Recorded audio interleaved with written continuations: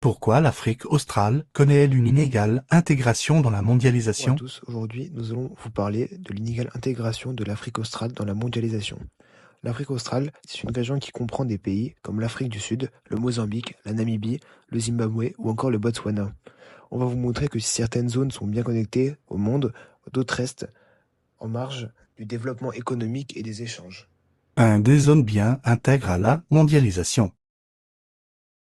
Certaines parties de l'Afrique australe sont bien intégrées à la mondialisation, c'est surtout le cas de l'Afrique du Sud.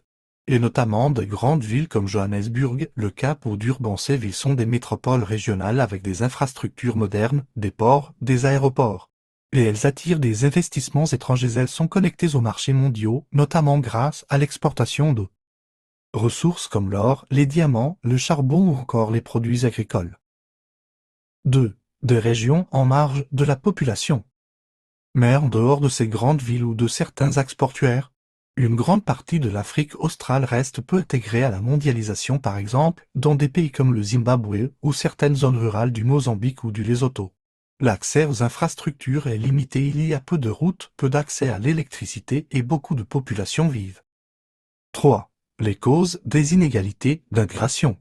Ces inégalités s'expliquent par plusieurs facteurs. D'abord, l'histoire coloniale a concentré les richesses et les infrastructures dans certains endroits, souvent au détriment des zones rurales. Ensuite, la mondialisation favorise surtout les territoires bien connectés et qui disposent de ressources valorisables sur les marchés mondiaux. Les pays qui n'ont pas ces ressources ou qui n'ont pas les moyens de les exploiter restent en marge. Enfin, les conflits, les instabilités politiques ou encore les inégalités sociales internes aggravent cette exclusion. 4. Les tentatives pour mieux intégrer la région.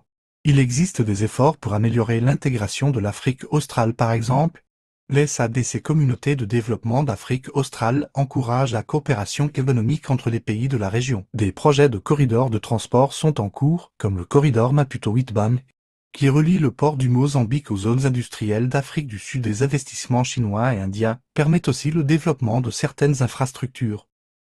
En conclusion, l'Afrique australe illustre bien les inégalités de la mondialisation. Certaines zones, comme les métropoles sud-africaines, sont des espaces moteurs, bien insérés dans l'économie mondiale, mais de vastes régions rurales, mal desservies et pauvres restent en marge de cette dynamique. Réduire ces inégalités, c'est un enjeu majeur pour un développement plus équitable dans la région.